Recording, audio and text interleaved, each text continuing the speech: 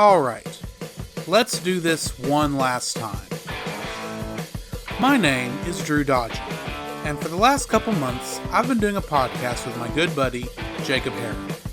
While we love film in general, with us being artists and all, we have a fascination with animation, and we decided to start an audio podcast after we both geeked out over the animated Transformers movie. We're not perfect, we've gotten names wrong, and we don't always agree on movies. But at the end of the day, we try to bring an informative and entertaining show to you all, and we'd like to welcome you to The Cellcast.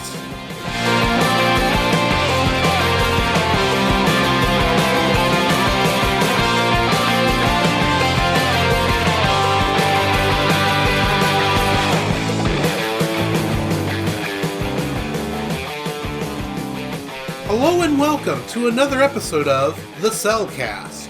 Joining me this morning is a man who just had to let the birds out, Jacob. Why, thank you. And let me introduce our co-host, a man who just had to give that certain voice command. Welcome, Drew. How are you doing this morning, Jacob? Man, I'm doing very well. Obviously all of our listeners know this is put out on Tuesday. Yeah, we do record this on Tuesday. Specifically, this Tuesday we're recording on is Disney Plus Day. Yes, it is. And so, probably, as most of you probably know, and probably already downloaded it, but yeah, Disney Plus is out. Yes. And so, and we are taking away from our Disney Plus time to bring you this episode. So, actually, the problem with Disney Plus right now is too many people are trying to use it at the same time. Yes, it's kind of getting overloaded. Yeah, I was trying to watch some of the Disney. I remember what it was. I was trying to watch the documentary about the expansion of the Marvel Universe. Oh yeah, I saw that. Which all it is just so everyone knows, it's a commercial for all the upcoming Disney Plus Marvel shows. Yeah. That is all it is. It doesn't tell you a thing about any of the upcoming movies, which stinks. But, yeah. Oh well.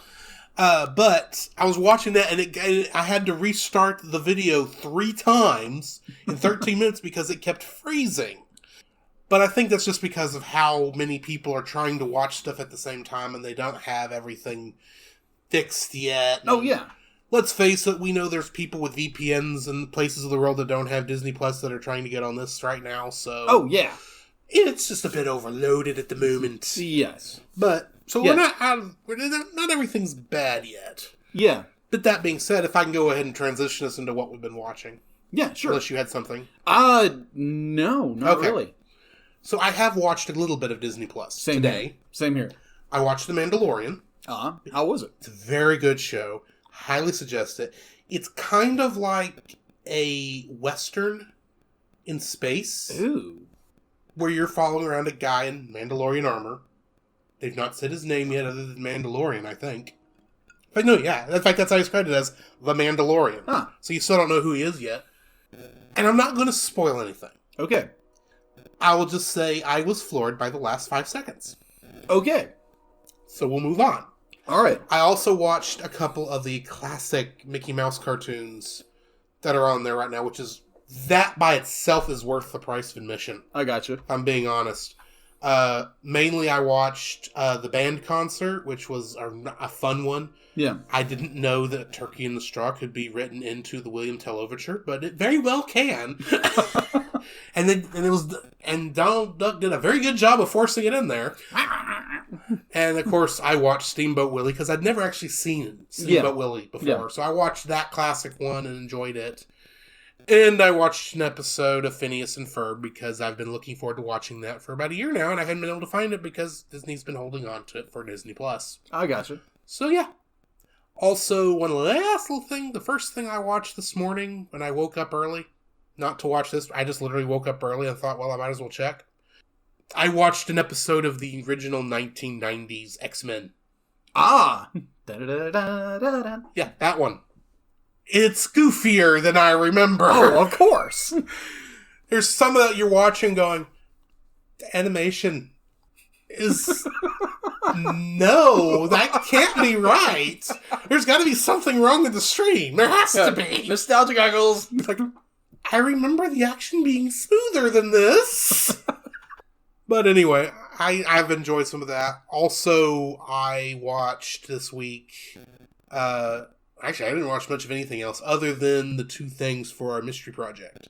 So, what have you watched? Well, before I get into what I watched on Disney Plus, actually, just the other day I was like, okay, what do I need to watch? What do I want to watch? And I was like, you know what? Frozen 2 is coming out relatively quickly, November 22nd, I believe. And so why not rewatch Frozen? So I rewatched Frozen. There you go. It's still a very good movie. Be like, I'm not going to say it was our first episode. Yeah. And yeah, it's still incredibly good. It's still maybe a little overhyped. And not saying it's a bad movie at all. It's not. Right, but it is overhyped. Yeah, it's extremely overhyped. But even a good movie can be overhyped. Oh yeah. And some might even go that the fact be like, oh, this is a terrible movie. Like some might say that, like, oh, an unnamed movie was to be like, oh, that was a terrible movie. But you watch it and it's like, oh my gosh, the greatest movie ever. Yeah, just like some movies are overhyped and they're good, but they're not as good as everyone thinks they are. But then you have the movie that everyone says, oh, that was a bad movie, don't watch it. And you watch it yourself and you thoroughly enjoy it. That's the thing about movies. You should always go watch it and make a judgment call for yourself. Yeah. Unless it is very obviously bad. Yes. And then just go and make fun of it. What else? Yeah, well, obviously... I like to point out that you watching Frozen is very apropos for our current weather situation. Yes, because it was quite... Because today has been very frozen. Yes. Well, on Disney Plus, I wanted watching what do you call it? The Disney Plus movies and TV shows they're doing for the Marvel Cinematic Universe. That documentary I talked about. Yeah, the documentary a little bit ago. Yeah, I'd be like, yeah, it was really interesting, and I didn't have the problems you had, but I'd be like... It's not that I had problems, it's just like, I was hoping they were going to talk about more than just the Disney Plus stuff of Phase 4. Yeah. But I digress. I watched that, and I was like, oh, okay. That got me hyped up for a few of them, and some of the stuff I had not heard before. And keep in mind, most of them are not coming out until the end of next year and the beginning of year after next. But hey, 2021. But yeah, especially the one I'm most excited for. Which one? What If? Oh yeah, absolutely. And I was blown away by the animation of What If. So yeah. Anyway. So, as most of our listeners know, I'm a huge Tangled fan. I love Tangled, the movie. And I downloaded the pilot episode for Tangled the series, which is Tangled Before Happily Ever After. And I rewatched it on a Disney Plus, and I was like, oh yeah, I forgot. I downloaded this. I watched it anyway. Yeah. I was like, yeah, why not? And so then I watched the first episode of Tangled the series, and I'm like, wow. Talk about just a lot of in-depth, like, the literal pilot, gets you into the series. Mm-hmm. The first episode is like, okay, you meet this character, Varian, and he's this and this and this and this. And he's basically a character, he's kind of a quote-unquote main character throughout the entire first series. And it's like, oh, this is going to be fun. So, yeah, that's what I watched. Alrighty. We should get into the news, then. Alright, what's in the news? Well, Mr. News Person, since you handle the news more than anybody else. Alright. Well, go right ahead. Alright. So, obviously, we've talked about Disney Plus way too much already. So let's continue talking about Disney Plus. Yeah, Disney Plus launched today, November 12th. If you haven't got it, get it. Got it. Good. Well, me personally, the one of the ways I got it, because my brother Jim, who's a listener, had talked about earlier in the month, a couple of weeks ago. I was like, hey, what if, because they have this this bundle package, if you get Disney Plus with Hulu and ESPN Plus, be like, you can make that a bundle package. And so I dumped Hulu, he dumped ESPN Plus, and we both got it. Well, there you go. Yeah, it's like $12.99 a month. That's not bad. No, it's not bad. If you gotta have ESPN. Yeah. Which I don't. Yeah. I like US, man. I like sports. He's sports people. Yeah. So yeah, be like, you got that. You have that option. And obviously there's been a few issues because obviously there's going to be, launch day bugs and Yeah. like everything is not going to be perfect. And you're going to have problems. You may have streaming problems. You may be in the middle of watching a documentary and it gets crash. Give it time. It's launch day. There's always problems on launch day. Yes, everybody has to watch it. By this time next week, all the problems will be fixed, either by people slowing down or them adding more servers. One of the two. Yeah, one of the two. All right. So the same day on November 12th, they re-release the Sonic the Hedgehog trailer with new design.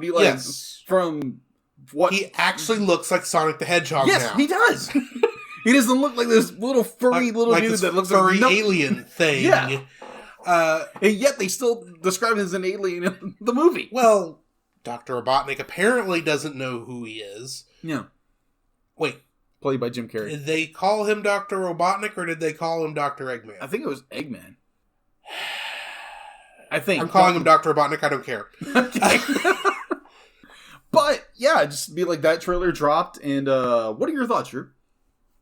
As a Sonic the Hedgehog fan from an early age. Yes. I feel better about this now than I did when the first teaser came out. Oh, gosh. What was that, 6 months ago? Yeah, roughly 6 months ago. I do feel better about it now. I don't feel like it's at Detective Pikachu quality, but honestly, it looks good. The animation fits. There's a couple of weird story things that don't quite match up, but that could just be because of weird trailer cuts. I'll let it go for now. Yeah, it's trailers, of course. Yeah. I'm interested in seeing the movie. Yeah. Which is a lot more than I could have said 6 months ago. Yeah. Most definitely. And kind of a good point with that there's been movies out there that, like, their first trailer came out and people hated it. Just the first trailer. Yeah.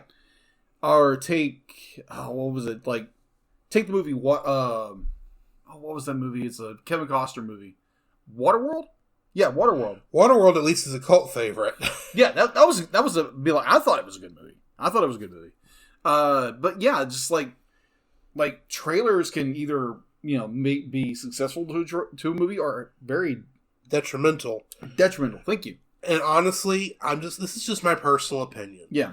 A trailer is just marketing material. Yes. It is not representative of the final product. Mm-hmm. It's not even edited by the people who made the thing. Yeah. It's made by people it's made from the marketing department. Yeah. They don't know what the movie's about any more than anybody else does. They're just trying to mix the footage together to try and make something that will get people hyped up for about 5 minutes before the next trailer comes out. Oh, yeah. If you have my thought has always been, if you can afford it, mm-hmm. one, and you have an interest in seeing the movie, go see the movie. Yeah. Don't let a poor trailer stop you from seeing a movie you are interested in. Oh, yeah. That's always been my thought. Yeah, then there's also where you watch a trailer, like the first reaction trailer, and just overanalyze everything, and they'd be like, "Oh, this is a terrible movie." Well, like you said, this was put together by a marketing team. Exactly. So it's not giving you the true vision of this film. It's only giving you like little snippets with no real continuity or context. And in a lot of cases, they will spoil important plot points. That is true. Of the movie. Yeah. Which is why I appreciate Marvel's trailer editing department, because I think they are more connected to the rest of the studio. So, like, you look at Endgame. Yeah. No, you look at Spider-Man Far From Home. Right. Its trailer before Endgame came out. Oh, yeah. And its trailer after Endgame out, and how much one bit of information changed the context of what was going on. Yes. And yeah, they leaned more into that change afterwards in the second one, but it really changed your perception of what the movie was, which is more accurate to what the movie actually was. The first one just focused on, okay, we're going on a trip around the world, and Mysterio's going to show up and we're not going to tell you what's going on. Yeah. Have fun. Yes, have fun. We're not going to tell you how Peter Parker came back to life. No. Because that's in this movie. Or why he's sad now. Yeah. Because that's also in this other movie. So that's why I appreciate Marvel's marketing department. Mm-hmm. They're the only people I'm fine with them lying in the trailer. Yeah. Because you know they're lying in the trailer because they don't want to spoil crap. Yeah. Whereas, what was that movie I saw recently where they spoiled the ending in the trailer? I don't remember what movie it was now, but there was some movie I saw recently. Oh, I think it actually was Alita. Oh, okay. Alita Battle Angel. I think one of those trailers showed her running up the wire up to whatever that city is called. Yeah. And I'm going, I haven't seen the original, but I guarantee you're not supposed to show that. That's the end of the movie. Yeah, pretty much. Obviously the end of the movie. Only show stuff from the first 30 minutes and one good action scene. That's all I want. Yeah. A trailer. All you need. But no, they got to do everything. But anyway. Yeah. All right, so Scoob came out. Really? This is the one I knew you were most excited for. And I have to admit, watching this trailer myself, I'm actually excited for this one too. Yes. I was worried when I first heard that this movie was in existence. Yeah. Because I was thinking, this is going to be like the live action shit movie, isn't it? But watching this trailer, I thought, this has the vibe of the show. Of the original show. Was actually being intelligent. Yeah, which absolutely. You can't say that for a lot of kids' movies nowadays. No, yeah. And yeah, I kind of think it's goofy how they come up with Scooby's name, but it also fits. Oh yeah, it's absolutely hysterical. Now, when I watched it, it was like, oh my gosh, they're doing this thing right. Yeah. Be like, you're making an origin story like how Scooby met Shaggy. How Scooby met Shaggy, but that's not the whole movie. No, it's not. It's very obvious that's not the whole movie. This is more like how Scooby met Shaggy, their first mystery on Halloween night, apparently, with the rest of the gang. Yeah, how... And then there's clips from the rest of the movie that are for another mystery. Yeah. That we don't know what it is yet. Yeah. It's like, okay, this is going to be good.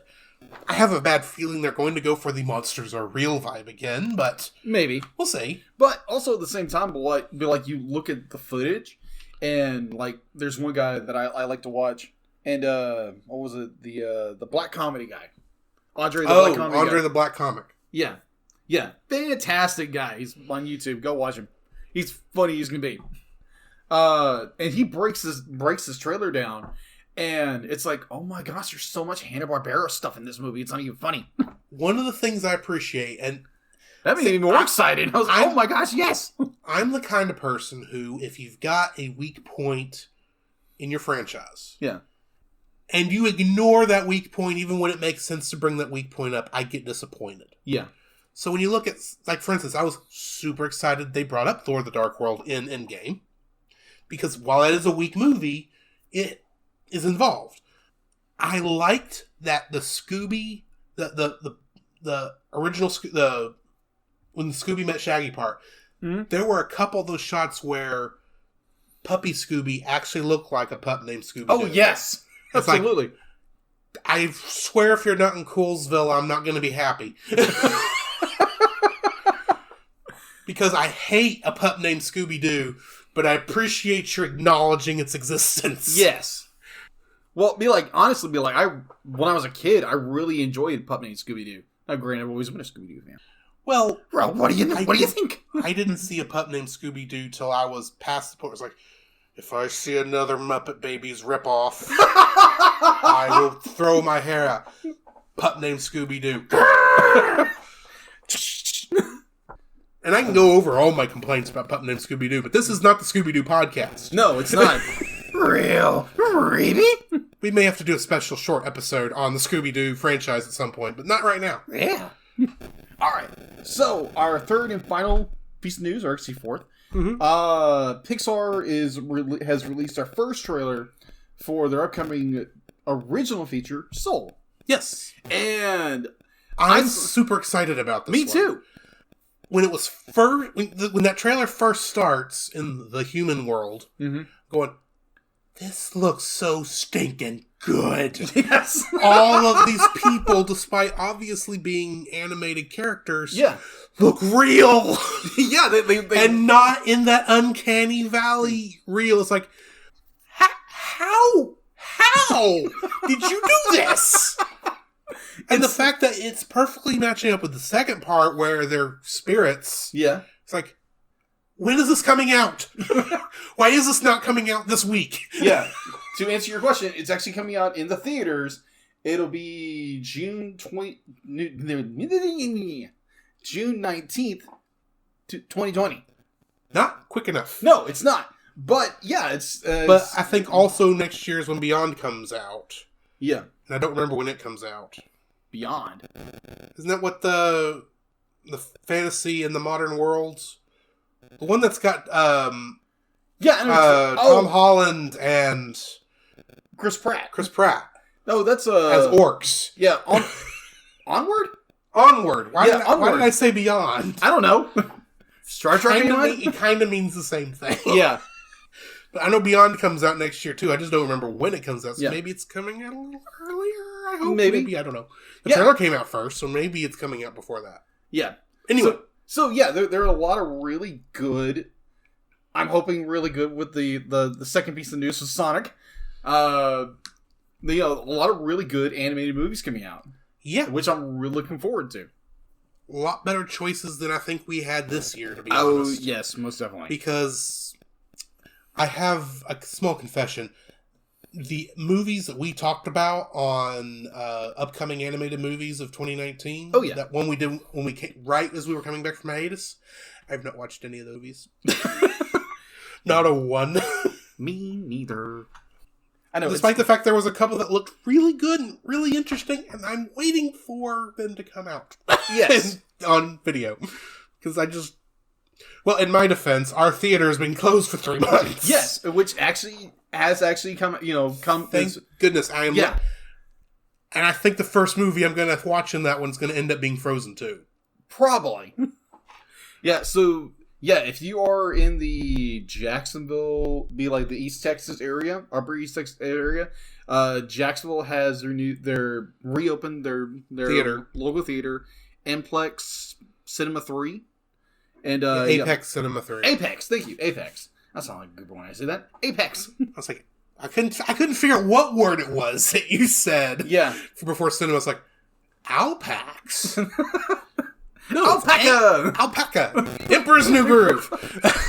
No, that was not showing.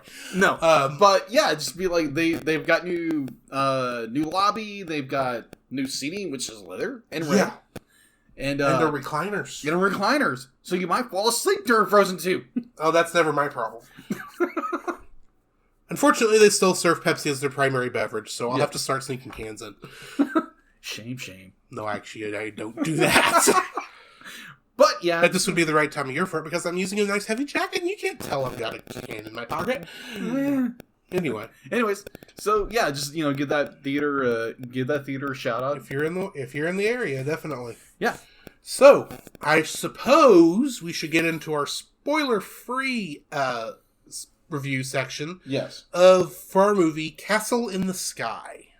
What are your thoughts on Castle in the Sky? Oh, it's like a train ride.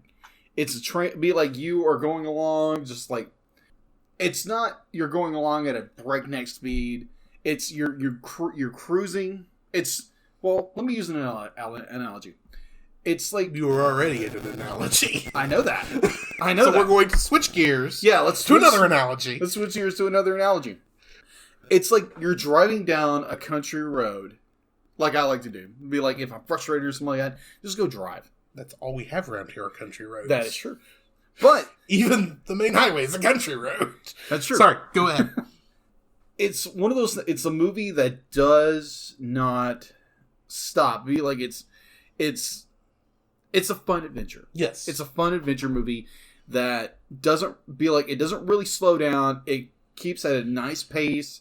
There's no real slow down moments that be like they give you this point, this point, and this point, and this one, this point, and they're not slamming everything into you. Mm-hmm.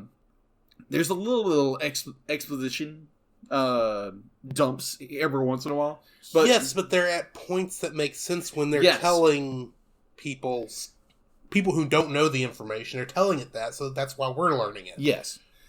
The only Or in the case of one, we don't think she knows, but Yeah. she knows more than she's telling. Yes. It now, granted, by the end of the movie has slowed down a lot. It slowed down it went from a nice pace movie to putting on the power brakes to, get this slowed down part of the movie, which we'll go into later on, spoilers. But I may have a defense for that. okay. Something about, something in the sky. Yes. Okay. But, which I understand why it slowed down, but it's just that point, where it went, okay, let's drag along a little bit with this. But, I digress. Yeah, it's a great film. It's a joyful film to watch. I would highly recommend it to a family. Yeah. Definitely family friendly and a joyride to be had. All right. I too enjoyed this movie. This was actually my second viewing. I remember the first time I watched it thinking it was going one way. Yeah. And then it switched over to the other direction. I'm going, okay, I follow you here. And I remember it being just every time, both times I've watched it, it's just a fun rise. Mm-hmm. Like you said, it's a fun ride from beginning to end, and there is a point there where I'm going to use the term crest. Okay. Where we crest over what's been happening, a little bit of breathing space before we come back down. Yes. And we come to the end of the movie. And unlike other Miyazaki movies, it doesn't just end out of nowhere. That's true. It does actually have a satisfying ending. Yes, I agree. Even if it does still kind of... It's a more satisfying ending than Nausicaa had. Yes, I agree. But it's family friendly. It's fun. You should go watch it. And if you are... I will say, if you are picking this up for the first time, never seen it, and you're watching it on the Blu-ray, there are 2 English language options. Mm-hmm. They are the same dub. The only difference is the music. Yes. The original music version is very 80s. Okay. It's kind of... I can see that. It's kind of synthesized a lot more.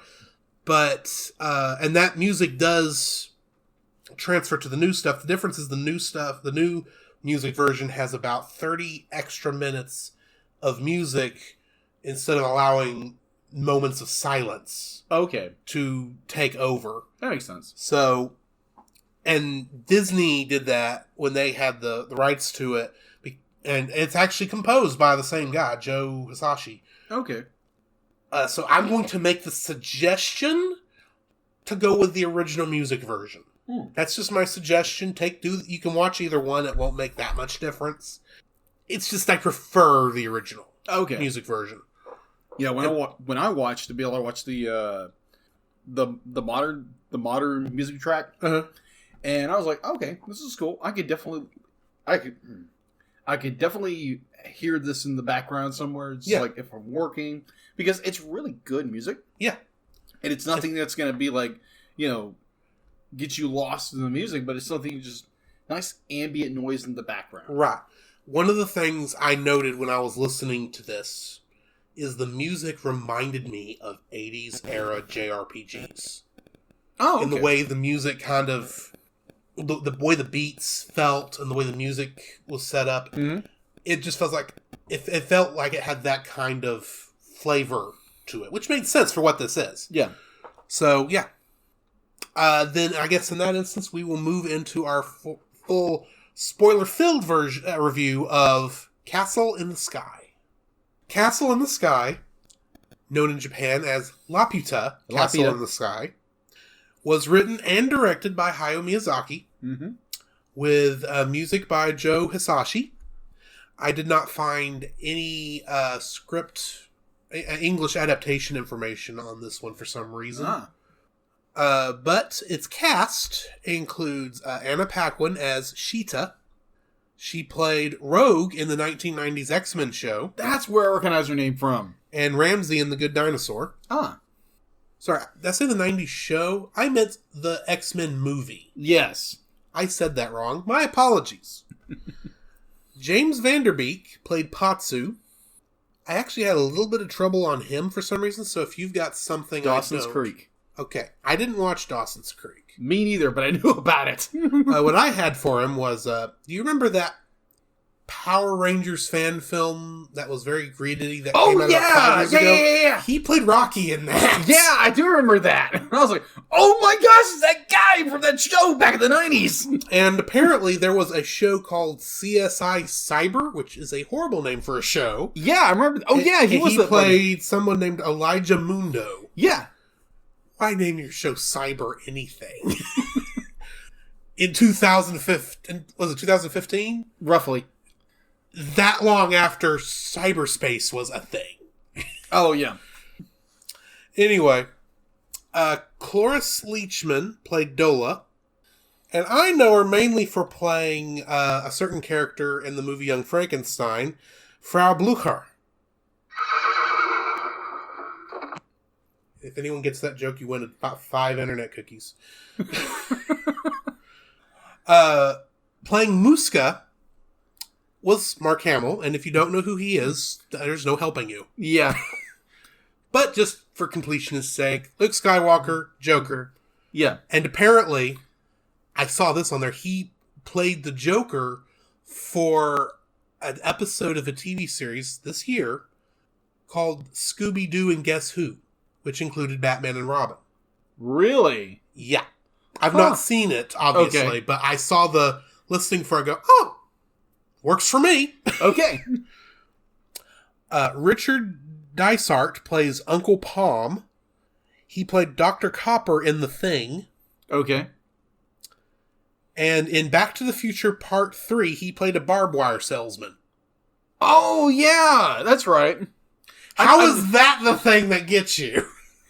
I'm a huge Back to the Future fan. I know who that character is. So you recognize a character. Yes. Okay. I included that because I thought it was funny. But if that actually helps you. The best barbed wire here from, this something. It's like, I know that guy. Well, that was Uncle Palm. Okay. Jim Cummings played the General. And he's best known for playing Winnie the Pooh and Tigger and Pete and Darkwing Duck and half of the singing voice of Scar and a lot. And just for completion's sake, and because I have to mention this somewhere, he is our connection to Kingdom Hearts this week. Surprise, surprise! Along with Tress MacNeille. Okay. Who played, where was she on here? I jumped ahead. Tis. I didn't even write her down. I just remember seeing her on the list. Tress MacNeille was in this too. I don't remember what she played. Okay. John Hofstetter played Boss. That was his boss at the beginning of the movie. Oh, yeah. That can rip his shirt pretty well. Oh, yeah, that was hysterical. In style. The 1980s G.I. Joe show, he played Bazooka. Okay. And in that same era's Transformers, he played Ramhorn. Okay. Cool. Okay. Michael McShane plays Charles. That's one of the Dola Gang's henchmen. Oh, yeah. He played Tuck and Roll in A Bug's Life. Okay. And Friar Tuck in Robin Hood, Prince of Thieves. Oh, now I recognize his voice. Okay. Mm-hmm.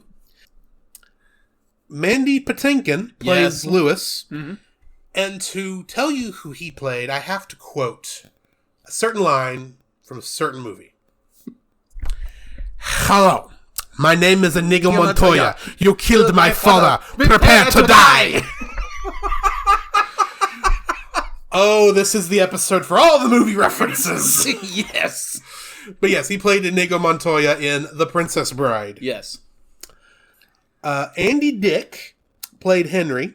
the last of the Dola Gang henchmen. Yeah.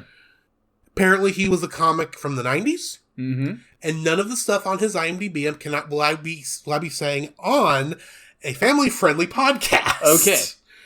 But you said you knew him from something that we could actually mention? Yeah, I think it was like news radio or something like that. Okay. I think. Don't quote me on it. I hadn't heard of that. So for those people who are probably screaming at their listening devices, be like, Andy Dick was on this show! Well, let us know. Yes. You know, on our Facebook group. Yes. Tell us where we are wrong. Please. Also, I have been posting these on the Facebook page as well, so that's a good place to comment also. Yes. I had 2 uncredited roles that I thought were interesting. The first was John DiMaggio. He played a soldier. Okay. He plays Jake in Adventure Time. Okay. You know, Jake the dog. Rough. Yes. And in Futurama, he plays Bender. Oh, okay. And in Gravity Falls, he plays Manly Dan. Okay. That's the lumberjack. That's Woody's dad. Yeah. And last, and most certainly not least, is our good friend Frank Welker. Oh, of course. Frank's going to be in everything. As animal voice effects. And I don't have to tell you what he's in. He's in everything. So, yeah, that's what I've got. Yeah. What am I thinking? Megatron. Optimus Primal. No, he was Megatron. I don't remember who was Optimus Primal, because I know it's not, what, the name, the normal, I know it's not the normal Optimus Prime, because it was a different guy playing Optimus Primal, I believe. Yeah, different, be like, yeah, I understand. Be like, oh, you're thinking of Beast Wars. You said Primal. That's Beast Wars. Yeah, I'm thinking Optimus, Optimus Prime, it was the main guy. Yeah. You said Primal. I was meaning and there's technically a Megatron in both. Yes. That guy who did that voice is incredible. But Frank Welker, not Frank Welker. Frank Welker, right? Yeah, Frank Welker is who we're talking about. Yeah, Frank Welker, his voice of Megatron is absolutely amazing. Yes. Anyways. So, you're part of you're part of research. All right. Let me dial those up right now. All right. So it was release date in its home country of Japan was August 6th, 1986. Mm-hmm. Try saying that 3 times fast. A year after I was born. Okay. Its U.S. release was July 19th, 1991. And that is the first dub. Not the dub we watched. Yes, that's the first dub. All right, so its box office gross in Japan originally in 1986 was 15.5 million yen. Mm-hmm. That's a lot of money. That's a lot of money. I don't know how to translate yen to dollars, but I still know that's a lot of money. Okay, so the information gathered on. Now, granted, my information is coming from IMDb. Yes. Okay. You will have that acronym down eventually. Yes.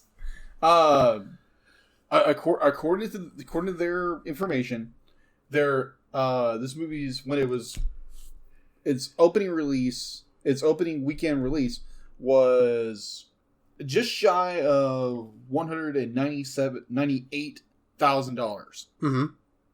It grossed over domestically here in the States $523,000+, and its gross domestic with the U.S. release was over $6 million. Mm-hmm. So yeah, it was pretty good. Yeah, it sold pretty well. I should say so. Yeah. So this movie is the first official Studio Ghibli release. Oh, okay. Last week when we did Nausicaa, I pointed out that this is the same group, and it is the same group. It's just they weren't known by Studio Ghibli yet. I gotcha. This is the first, or not till it came out, and you will notice that Nausicaa did not have the Studio Ghibli logo at the beginning of it. This technically does have the Studio Ghibli logo, which is Totoro, which is not for another 3 movies. Yeah. So I don't know what they showed before this point. Yeah. But, like I said, originally released in Japan as Laputa Castle in the Sky, is its full name. And this is the second of the Studio Ghibli movies that we've recorded that was created by was originally dubbed by Disney before Disney let the rights expire and all the rights for it went to G-Kids, which picked up the entire library about 4 years ago. And has been releasing that stuff ever since. So, I guess we should get into our likes and dislikes. All right. What is your first like, my friend? All right. So, this is kind of odd because I didn't get a chance to write my likes and dislikes, so we're just going to go, we're going to... You're going like I usually go. Yeah, we're going to... By the seat of your pants. Exactly! So, let's jump into it. Falling from the sky. Yes, literally falling from the sky right now. The animation, again, like it's a Ghibli film. It's a... it's one of those films that just has this amazing, wonderful art style that is so it's timeless. Be like literally, it's a movie from the 80s. Yeah, but you watch it in modern day, 2019, and it's like wow, absolutely just breathtaking animation, and just oh my gosh, the train scene. Yes. The train scene. It's just like literally, oh my gosh, they did this. This was hand-drawn animation. Just... Yeah. Yes! Please! Give me more, give me more! Tell me more, tell me more! But, yes! I love this. It was so much fun. It was... There again, it is a roller coaster of a movie. And it's just like, strap in... Because you're going to have the time of your life. Because kind of like our two characters had to tie each other together. Yes. And hang on, because it's a fun ride. What's your number one? My first like, I'm going to kind of jump on the same train you're on at the moment and talk about animation. Yeah. The animation in this is so fluid. Yes. It's hand-drawn. And yes, there's still a little of the crunchiness to it. Yes. But it's not as bad in this one. There's a lot of, especially in the action sequences. Yeah. The movement of the characters is very nice. It's very fluid. There's points in there where it's like, there's no way you can draw this fast. Yeah. And yet it works. There's never a point where you can tell that it's, like, for instance, looking back at Nausicaa, I hate to compare Nausicaa. It makes it sound like I'm throwing that down the trash, but I'm not. There are parts in Nausicaa where you can tell the way they were animating it was literally moving pieces back and forth in the film. You can't tell that in here. No. This is smooth from beginning to end. The closest thing to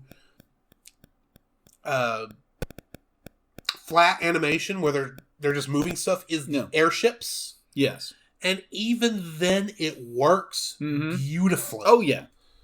I love... my favorite bit of animation, though, I'm going to go ahead and jump to this, is the scene with them in the crow's nest after it detaches from the rest of the ship. Oh, yeah. That, seeing them flying up there in the kite, as they called it, was like, especially as they're heading towards Laputa itself, was just breathtaking, especially as they're going through the storm. Oh, and yeah. you can see the lightning giving them a path for them to float through. Oh, yeah. Despite the fact they shouldn't be able to get through it at all because they don't have the stone with them at that time. Yeah, that is true. But because obviously she's the true owner, not our camel. Yeah.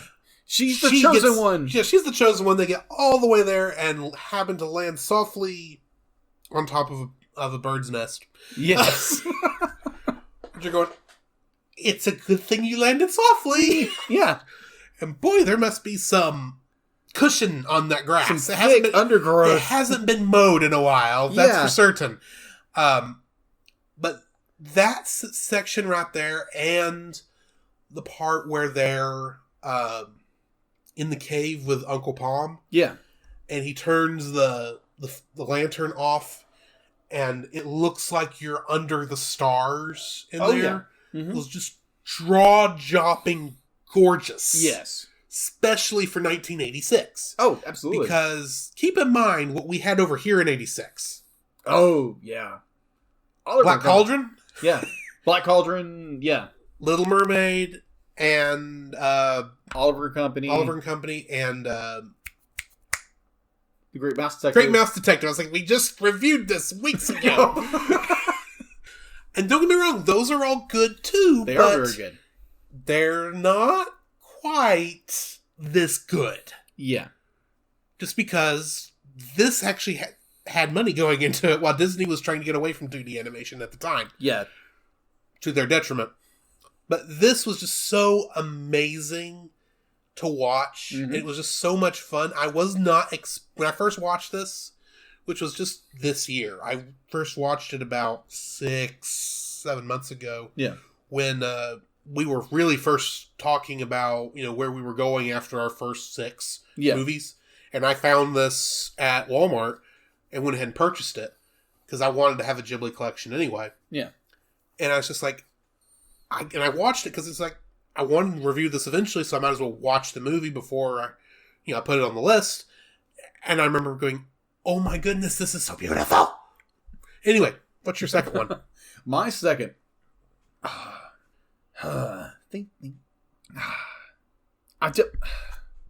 Our two characters' main interaction. Mm-hmm. Because there's so much of the, definitely in our modern culture, of where it's a guy and a girl that either they are very attracted to each other, that all they can think of is having, a carnal relationship with each other, and it's all about the relationship. Uh-huh. Where in this, it's so much of be like these two young people who are on a journey together, and they act like they're best friends. Yeah. Be like they're just getting to know each other, their camaraderie, their willingness to help each other, and be like, have each other's back when things get, when things hit the fan. And it's a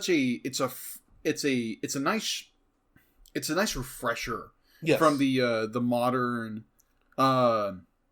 be like, oh, it's boyfriend or girlfriend or vice versa. And, there has to be that, gonna say it, sexual relationship concept to that. Mm-hmm. And it's a nice, soothing.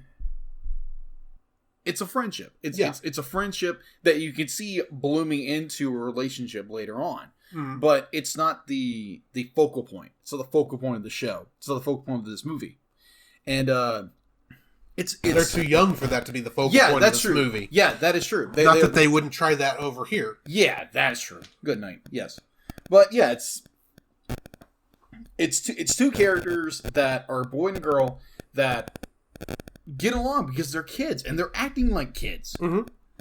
And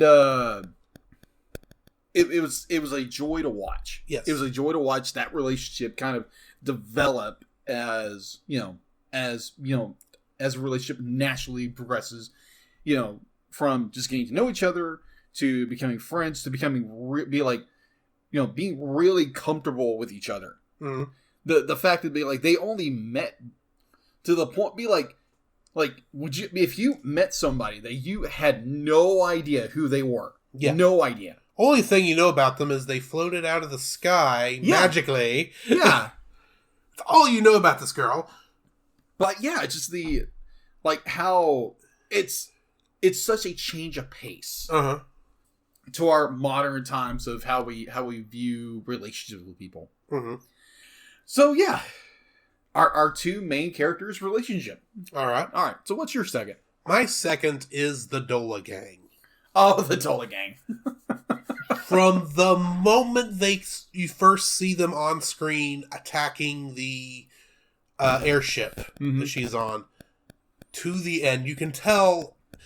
I mean, you can tell they're bad guys, but they're not bad guys. Yeah, they're pirates. They act like pirates, but they're pirates with hearts of gold in many ways. Yes, the entire reason they attacked that airship in the first place was to steal her crystal. Yeah. But, and yeah, that's why they follow her to the town and why they're chasing them throughout the first half of the movie. Mm-hmm. And you're sitting there going, am I supposed to like these people or am I not supposed to like these people? Because at this point, we don't know who the villain is. Yeah. But these are just goofy pirates that are chasing them for no apparent reason other than they gotta have the crystal that's hanging around her neck. We gotta have the treasure. Yes. And then at the halfway point, where they flip that on its head. Oh, yeah. We now know that the real bad guys, if you couldn't be surprised, was Mark Hamill's group. Yes. They're the real bad guys. And the pirates are going to help them despite the fact they shouldn't. Yeah. It's not in their best interest to help Sheeta and Patsu. Mm-hmm. It's not in their best interest to help Patsu go save Sheeta. Yeah. And it's most definitely, after they no longer have the crystal, in their best interest to get them to Laputa. Yes. And yet they do. You get to a point where you start liking Dola and her entire gang. Yeah, her family. Her family. And it's just... I just love that. Yeah. It's like, these are crooks, but they're not bad guys. Yeah. They're sky pirates. They're Han Solos, essentially. Yeah. It's the best example I know how to give to him. And strangely enough, Dola and Sheeta have a lot in common. And I don't just mean the pigtails. Do you know the scene where she's cutting up the potatoes in the kitchen? Yes. And everyone keeps coming in to help her? Yes. Okay, in the English dub, yes. Why are they doing that? Because, what was it? It was a point where the mother, what's her name again? Dola. Dola says something to the effect, be like, yeah, you boys need to find a girl just like her. She's very much like me. And, Which is essentially what it says in the Japanese version, but there's a specific thing I'm getting at. Why do they claim they're in there? There's a few lines kind of in the background that they're saying as that scene's going on. Well, there was the be like, oh, it's food, or be like, oh, I just want to help because I want to, okay. You didn't catch the line. No, apparently. At some point, one of them, I'm going to assume Mandy Patinkin, says, pretty much is outright flirting with her. Oh, yes, absolutely. Despite the fact she's 7. Well, she's a little older than that. A little older than that. A little bit older than that. She's still a little kid. She's young enough to be a kid. Yes. Still. Yes. So in the Japanese version, that's not how those lines go. Oh. They actually see her as a mother figure. That makes sense. So they've transplanted their ugly mother with this young mother. Oh, okay. It's kind of how that worked. Because apparently they're all mama's boys, which makes sense. Yeah. In the context of the story. Oh, okay. I got you. And then, of course, you've got the father, who is the standard Dr. Robotnik-looking guy that's in a lot of these Miyazaki stuff you'll note going forward. Yes. He tends to draw the big mustached forging guy in a lot of these. Yes. That's a fairly common character design going forward. Okay. This is the first time I think you see it. Which, of course, in my mind going, that's Dr. Robotnik! But anyway. What was your third thing? Yeah, not being played by Jim Carrey. Correct. What's the third thing? Our villain. Mm-hmm. Our villain. What's his name again? Muska, or Colonel Muska, or something like that. Played by Mark Hamill. Yes. Just the slyest devil on the planet. Just how he operates. He goes like how Mark Hamill described him when he was doing the dub over. Uh-huh. The fact he can talk very calm, relaxing, and just kind of be your friend a little bit, and then turns it on to be like, I really want to kill you right now. Yeah. Like his villainy knows no end. He's literally gonna throw everybody under the bus, or just in case the entire army out of the sky, literally. It's like, well, I didn't like them either, but I guess that's one way to get rid of them. Yes. And I remember watching that going, guys, you know where he's leading you. Yeah. You're going to be, you're about to die. If you're not going to fall, he's going to shoot you with laser beams, because obviously he can create them in this castle. Yes. That scene kind of reminded me of a certain line that a certain actor kind of does in a Transformers movie. No, no, no, no, no, no, no, no, get out of there! You're gonna die! Get out of there! Rob liver, get out of there! Yeah. But, yeah, there's a line during the scene in which the big reveal that, like, oh, we're related scene. Distantly, but yes. Yeah, distantly related. You're both technically heirs to the throne, but obviously you had a worse life than she had.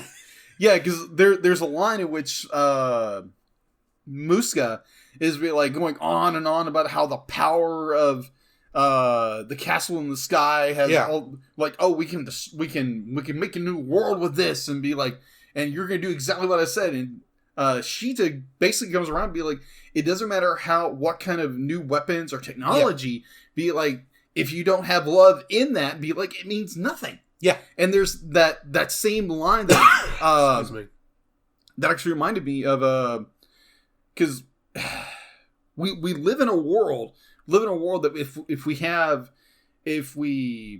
if we get all these great advancement in the world, and it'll make things better. They don't. It doesn't. It does make things better. It just makes more problems. Yeah. So, like, in a way, the story kind of tells you that technology is a very good tool, but is a very poor master. Yeah, exactly. Sorry, I didn't mean to interrupt, but no, be like, you hit it right on the head with that one. So, before I jump into my third thing, I want to touch on our villain. Up until he's dragging Sheeta through the bowels of the castle. Good night. Up until that point, he just feels like the secret agent who's serving the military, but obviously he's also serving his self-interest. Yeah. He kind of feels like the guy who's, due to his arrogance and ignorance, is going to get killed. Oh, yeah. Pretty quickly. Up until he's going through, and they first go through down the elevator and first open up into the room that the roots have started to take hold in, and he goes, these roots! That's the first thing, I'm going to burn them all away. I'm thinking, now wait a minute. Hang on. Why do you have such reverence for this? You shouldn't know what this is. What's going on? And then they get to the room with the main Ethereum crystal is, which is now a swamp. Yeah. He's going, I'm going to have to destroy all this too, blah, blah, blah. This is not what this room was supposed to be. It's supposed to be for whatever he said. I don't remember. It's supposed to be a throne room or something. Very arrogant and very, this is mine. It's nobody else's. And it's around this point you realize he knows more than just standard government putz who's done research should know. Oh, yeah. He's got his entire little book and everything. It's right. just like, wow, this guy's going to do research. And he finally starts doing stuff, and you realize, and reveals who he actually is. Yeah. It's a good reveal. You're going, it's one of those great reveals that once you understand that, it sheds a different light on everything he's done up to this point. It does. And changes it in a way that is not a problem. Yeah. But it's like, okay, now I see what you're doing. You're not the sleazeball. That was the character you were playing to get past the military, so you could be evil, maniacal guy who's going to get killed in the next 5 minutes. Yeah. You know what this reminds me of? What? Hans from Frozen. A little. Yeah, because like you have this character. It's like, oh, I'm doing everything for the best, or like in our main villain from this movie is it's like the difference is this guy is not an idiot like Hans is. Yeah, pretty much. It was like, because I still think I know this is not the Frozen episode, and we already talked about our thoughts on Frozen. Yes. But Hans is still the dumbest. As good a villain as he is, I still don't see what his plan was. Yeah, how he was going to take over after killing Anna and Elsa. Anyway. Yeah. Anyways, like his villain reveal reminded me so much of But like it was a good villain reveal. It's like you knew he was the villain, but you know what kind of villain he was. You thought he was just the egotistical blah villain. Yeah. All of a sudden, no, he's the mastermind. Ah. He's the evil mastermind who's going to die soon. Yeah. It's like, you know he's going to die, so it's the only way the movie can end. It's either going to blow everything up, yeah, or they're going to shoot him. Yeah. Ironically, both. But anyway, yeah. The third thing I liked, to actually get to that. Yes. The entire sequence. I know you said you don't like the what I call the crest. Mm-hmm. I love the crest. Okay. When you're up there, you've been kind of riding on rising action, nonstop rising action for most of this movie up to this point. And then it goes. And then you get up there, it's like, okay, this is where we're going. This is beautiful. Mm-hmm. This is, okay. I can kind of see the good, they're showing you the good parts of what this castle is before they show you the dark side of this castle. Yeah. And we're going, and that couple minutes from when they land on the bird's nest to we see the army looting. Yeah. Those couple of minutes are like, breathe, enjoy what's here, see how obviously this castle is slowly deteriorating. Mm-hmm. It's going wild again. The nature is taking back over. Mm-hmm. There's a cameo from one of the animals from Nausicaa, like three of them. Yeah, like four of them. Four of them. And we're going, wait a minute. Those guys, is this connected? No, this is cameo. Okay, moving on. I like that part. That was kind of fun. It's like, the art style doesn't quite match with these guys, but I'm going to go with it because it's still kind of cool. And maybe at the time, that was their mascot. I don't know. But seeing that little quick cameo was cool. And then the looters start okay, we're back into this. The action slowly starts ramping back up again as we head into the climax. Mm-hmm. Yeah. I just like that. I just like, much like because up until this point, like I've said, we started down in the caves. Mm-hmm. And we've been climbing the entire time, out of the caves, across the field, up, flying through the sky until we get to the castle. Yeah. And much like you would, when you finally get to the top of the mountain, you stop, you take a break, look around, take in everything that's at the peak of this mountain that you've been getting to this entire time before you start working your way back down. Yeah. You're not done climbing the mountain until you're back down. Agreed. That moment when we're up there, despite the fact it's what we've been building to this entire time, is not the end of the movie. Yeah. It's, we're here, we're going to appreciate where we're at, and now we're going to continue down the hill until we nearly destroy all of Laputa in the process. Yeah. But we'll get into that in a minute. So I guess now we should move into our dislikes, unless you've got something. Anything else? Kind of going back to my third one. The our main villain, who am I forgetting his name again?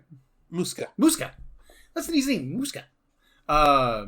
It's like his villain turn was very good, and definitely when you tell he's the bad guy, he starts smacking her around. Yes, smacking her, throwing her around. It's like, okay, you're a bad guy. Now I want to hurt you. And then, I hope you get your in. Yay, he's dead. And then the last threatening off, we're gonna shoot your pigtails off. Oh, yes. I'm like, I remember watching it and he shoots, and the first pigtail falls and go, wait, what? Can that happen? These are big bundle of hairs. That's a very thick amount of hair she's got right there. And you're gonna there goes the other one.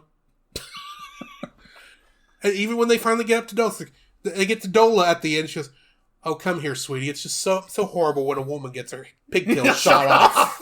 And I'm like, how often does that happen? Anyway, sorry, I interrupted you. Oh, gosh. Okay, so going into my negative points. It's kind of a negative, but it's not a negative. It's how, Sheeta. Yeah, Sheeta, thank you. It's basically how Sheeta is treated throughout this film. It's like literally like her parents die, and then she's on a farm by herself, which apparently she's raised by her grandmother. Oh yeah, she's raised by her grandmother. They don't say that at the beginning, and you don't see her, but when she finally starts, Because she inherited the stone when her mother died. That's right. And then her grandmother tells her about the quote-unquote spells. Yes. This girl has been put through the ringer. It's like, one, she's kidnapped by these dudes. Yeah. And then be like, she's kidnapped. We're not really told why. And then be like, the pirates try to get her. And then she's finally captured again by, Muska and his bunch. And girl's scared out of her mind. It's like, It's like, jeez. Be like, talk about your keep in mind, post-traumatic stress disorder. She was just a farm girl before this point. She had a very calm life. Yeah. And then she gets, kidnapped. And then she finds out she's a princess. Yeah. Of a dead kingdom. Surprise, surprise! There's a surprise. Yeah. But yeah, I think it's just, Sheeta's position when we first meet her. Mm-hmm.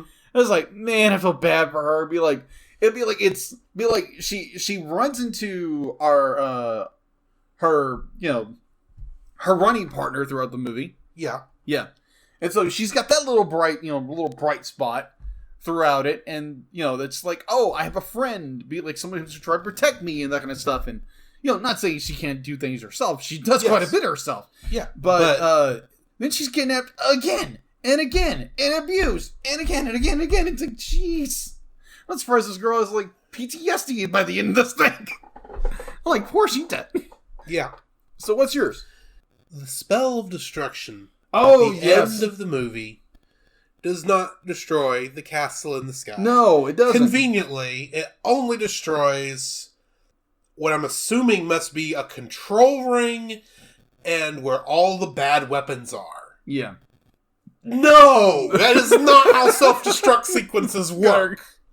I mean, I guess to some degree... I'm going to make a couple of assumptions here about the history of Laputa. Since it's not actually... They don't go into that in a great deal. Right. Because it's a mystery. Yeah. I'm assuming that when the castle was built, all the countries and all that stuff, the stuff underneath was perhaps not being controlled by the Laputan military. Yeah. It was perhaps... obviously it was the throne room, but perhaps it was more of a royal court, and then if he had to exercise his power, he did. Yeah. And then, of course, all of the families and the innocents and all stuff obviously would live up on the top. Mm-hmm. And so, to some degree, it makes sense that you would somehow, this is not explained, only destroy the war room, essentially, and let the rest float up, presumably into space where everyone's going to die of suffocation? Pretty much. I can follow this to a certain point, but then logically, when you're watching the end credits and it's floating above the atmosphere... Oh, yeah. You're going, all those birds are dead. Oh, yeah. The only thing surviving... All those trees are dead. The only thing surviving is that robot who will soon die from just because his parts seized up. Yeah. Okay. If you're gone... I know the reason they only blew up the bottom is so you could have the happy ending. Yeah. The garden is safe. Yeah. It's all left in peace. The only thing that was destroyed was the evil part of the castle. I would have been much happier if they blew the whole thing up. Yeah. It's like, okay, that's a consequence. You have to get rid of the castle because the wrong people are getting in charge of it. Yeah. They're going to come back anyway now that they know how. You've got to get rid of it. Unfortunately, that means you've got to get rid of the good and the bad. Yeah. You can't separate them and just have the good go off into outer space and suffocate, which I guess is doing the same thing, but one seems a lot worse. Yeah. If they just blew up, then everyone would immediately die. Yeah. But no, we're going to have most of the population, assuming this would have happened while the place was still fully populated. Oh, yeah. Go off into the atmosphere and suffocate in space. Great idea. Beautiful. No wonder they got off the stinking castle and decided to live on the Earth again. You know what that reminds me of? Star Trek 3, Star Trek 3, The Search for Spock. I was about to say. I know, I was about to say the wrong word, but The Search for Spock. Yes. The destruction of the Enterprise. No, I actually love that. Yeah, that was great. It's great. But you'd be like, yeah, destroy the entire thing while your enemies are on the ship. Yes. Not that. be like, let the saucers. What they did was, okay, you're describing what I'm going to call, like, what we are both saying should have happened. yeah, Is the original Enterprise destruction method. yes, as I call it. yes, Where you blow the whole ship up. Now, technically, the saucer could separate; it just could not reattach on Yes. the original Enterprise. yes, They never showed this for obvious reasons. Yeah, it was the 60s. 60s, they don't have the budget, and plus, they wrote into the lore, you couldn't reattach the saucer section once you'd separated it. Okay. What they did in this movie was the Enterprise D saucer separation. Oh, gosh. Where they send all the families off on the saucer section to slowly go away on impulse power while the warp drive blows up. Great idea. I think the Ferengi or the Klingons or whomever caused you to have to destroy the warp drive section is going to catch up with you in your impulse-driven saucer section. Or, like we see in Generations, it's going to crash land on a planet. Yeah. And then blow up. Because that happens. Mm-hmm. Anyway, this does not work. No, it doesn't. It's a logistical problem. I know I'm supposed to just be happy that the tree is somehow... And that's the other thing. The tree, even if it were to stop in still an oxygen-rich atmosphere, Yeah. how much soil does it have left to draw nutrients from? Not for How much water is left? Yeah. The only way this thing is going to survive if it finds a mountain, if it happens to land on top of Mount Everest. Yeah. And then not long. It's going to go gobble, gobble, gobble. Yeah. Yeah, pretty much. Anyway. Uh, I know, it's fantasy. Let it go. No. Let it go. no. Don't hold back on it anymore. But I know you can't. Moving on. Anyways. What's your second dislike?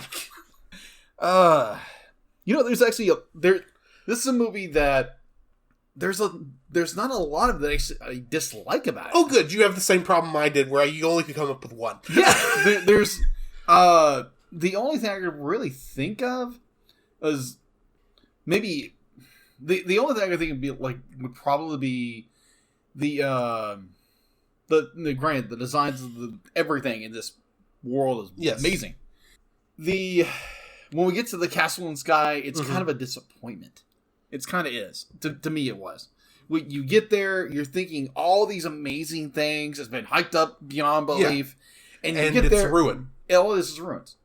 Be like you That think makes sense to me. Well, I understand that, but in my mind, But I'm thinking then I've watched a lot of Doctor Who, okay, where these fancy places are now ruins because they went too far, yeah, and now they had to leave the killer robots yeah, to run the place while they all ran and hid. yeah, Thankfully, these aren't killer robots. yeah. Well, they can be if you mess with the wrong If you- person. If they had accidentally cracked that egg, they would have fallen. That's true.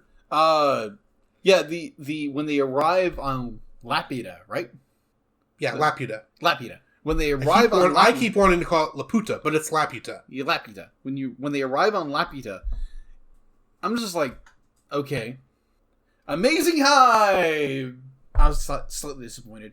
That's okay, and it'd be like, yeah, when it starts revving back up, Yeah. it's like, okay, interesting. But that part when they land, it's just like, okay, cool design, but this is it. Well- Nothing. What? Slightly disappointed, but that was it.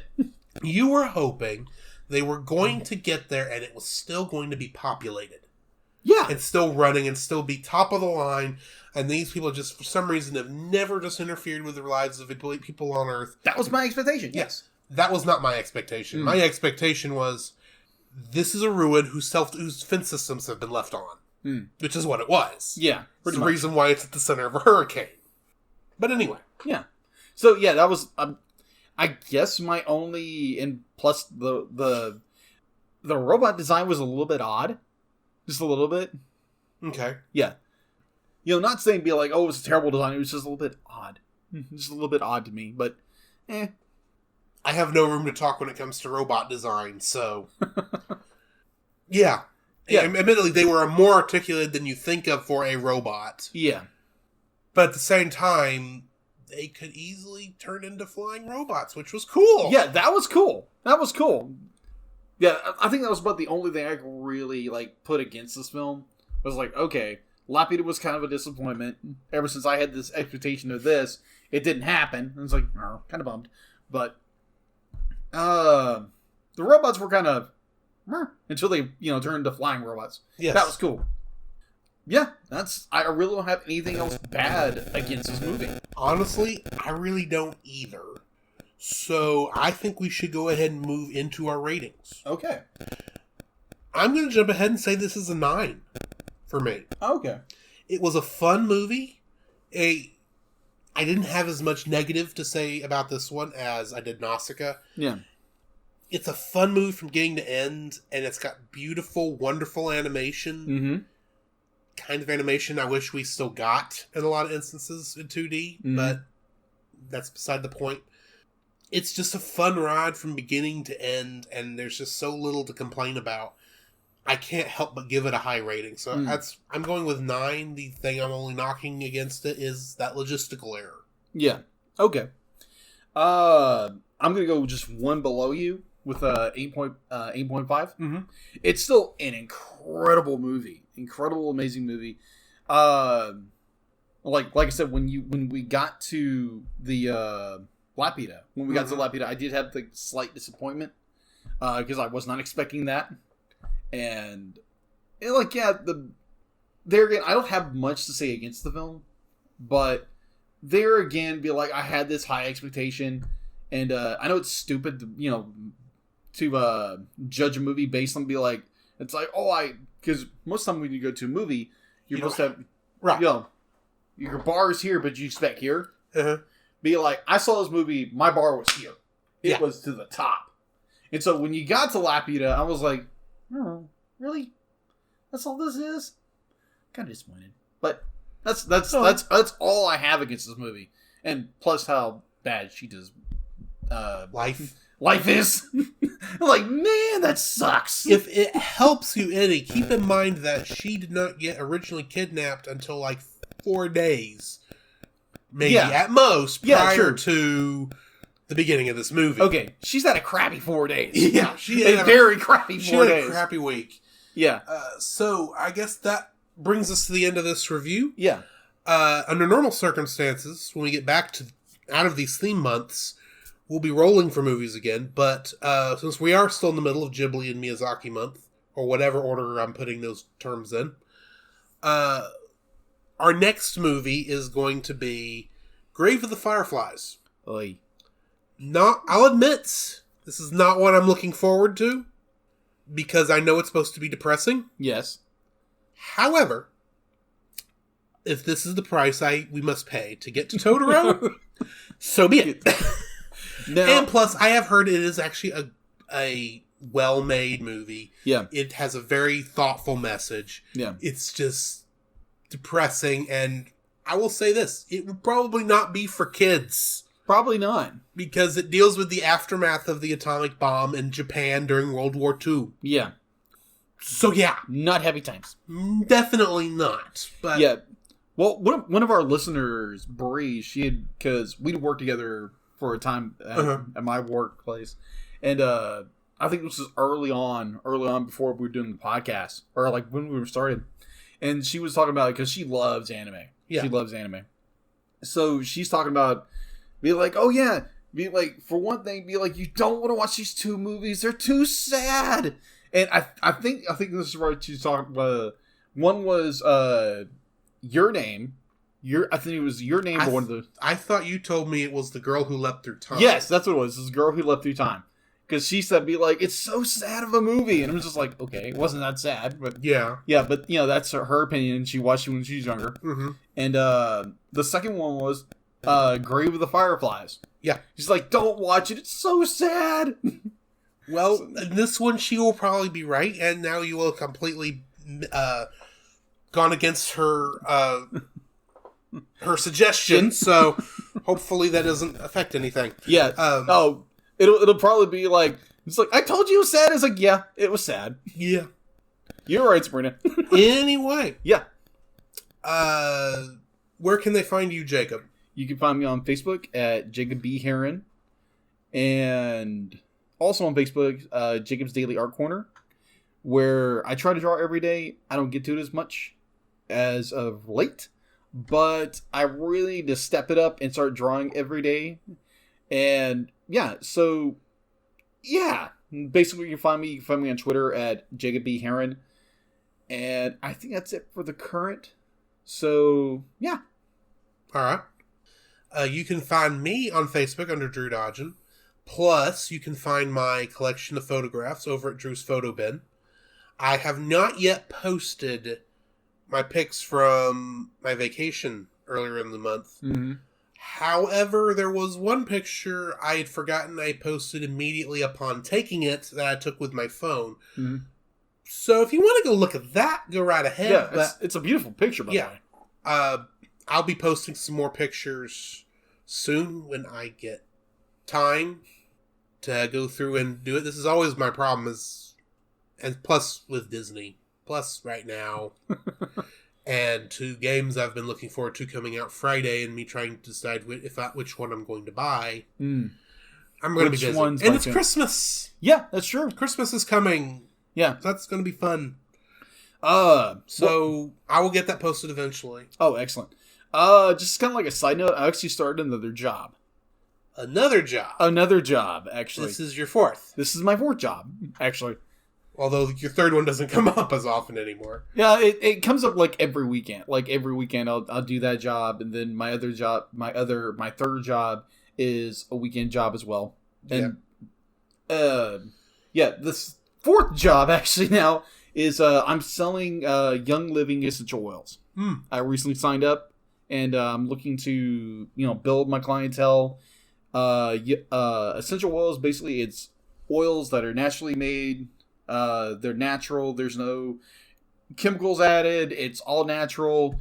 And if you want to see my testimony about Young Living and how it's affected my life, go to my Facebook page and look for the video that's my Young Living essential oils testimony about my Tourette's and how Young Living has changed my life through that.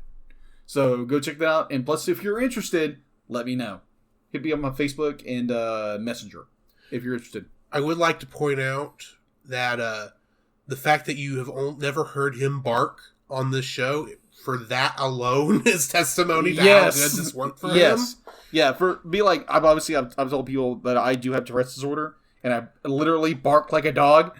But by the grace of God, I don't bark. I have only heard you bark twice in the last year, and in both cases, you were extremely stressed. Yes. At the time. Yes. Thankfully, none of those were while we were recording. Yeah, that would have been funny. Bark, bark, bark, bark. Oh, if you remember, when we were first talking about this, we had something in place in case we ever had to explain the barking. Oh, yeah, that's right. Which we've never actually had to use, thankfully. No, we haven't. So, yeah. You can find both of us on our You can find both of us on our website at thecellcast.podbean.com. Yes. There you will find links to our show on Apple Podcasts, Google Play, and Stitcher. Mm-hmm. You will also find a link to our closed Facebook group, which we keep closed to keep the robots out, I guess. I can't think of one this week. To keep the bad guys out. The bad guys out, yeah. That is our community group. We would like for you to join us. Mm-hmm. So please come and visit us. If you just want to keep up with the podcast and news and such, we'll take like our Facebook page, which is the Cellcast Podcast, and come visit us there. Also, while I do forget to post stuff now on the Twitter, you can also view our Twitter account at cast_cell over on Twitter. And, of course, you can email us at any time at thecellcastpodcast@gmail.com. Yes. And every time you hear us say the Cellcast, that is with a single L in cell. Mm-hmm. I have a feeling I've forgotten something. Possibly. But stay tuned. Yeah, I'm sure we'll link to it at some point. Yeah. Well, to kind of we are kind of working on a project with another person. We're not going to get into what it is, but we may not happen. Yeah. We're still in the early stages of this project. I will say, if this project goes through, the Cellcast is not ending. Yeah. So don't be thinking that. Yeah. Unless this just explodes out of nowhere and the two shows get fused. The two shows just fuse into one, which fusion. That would be a good way to make him watch some anime. Yes, because at least if that did fuse, Miyazaki month is not ending either when we come back to next November. Yes. So, anyway, keep an eye out for that whenever we get any news on that. Yeah. If any news comes from that. Yeah. I don't think, and we've not really discussed it, but I don't think anything's going to be permanent till January. Yeah, at least. So, just keep a... Sorry, go ahead. Yeah, keep an ear out for what we're doing. Yeah, definitely keep an ear out. So, unless you can think of anything else... Yeah, so when it comes to, like, if you like us, if you like our podcast, you like what we do. Yes. This is what I forgot. Yeah, share it. Share it with your friends.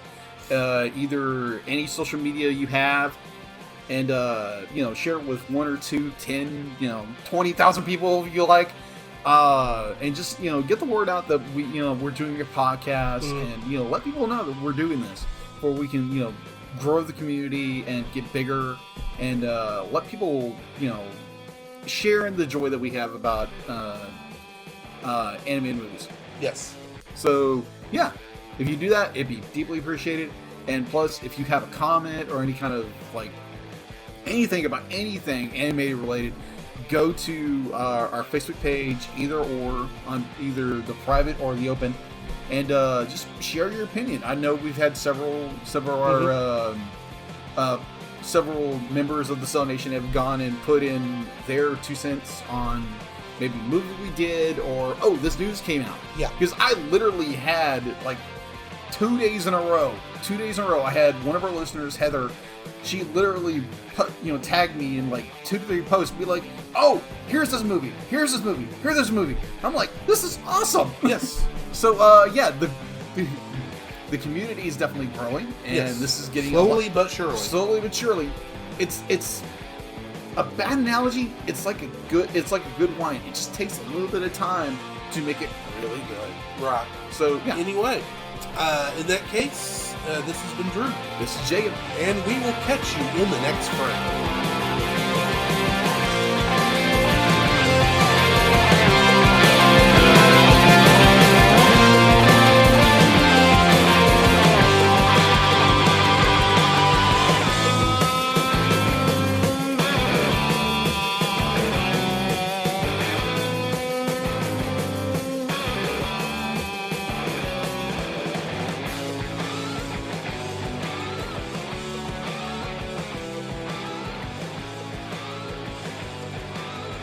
Next time on The Cellcast. Breathe in and out. She's been having diarrhea for a while now. Prickly heat and rashes all over. And salt water seems to be hurting her skin. Weakening from malnutrition due to the diarrhea. Next patient. Can you give her medicine or a shot? Don't want a shot. Please, doctor. Help her. Give her medicine. All this child needs is some food. She needs food. How can I help you? Where am I supposed to get food?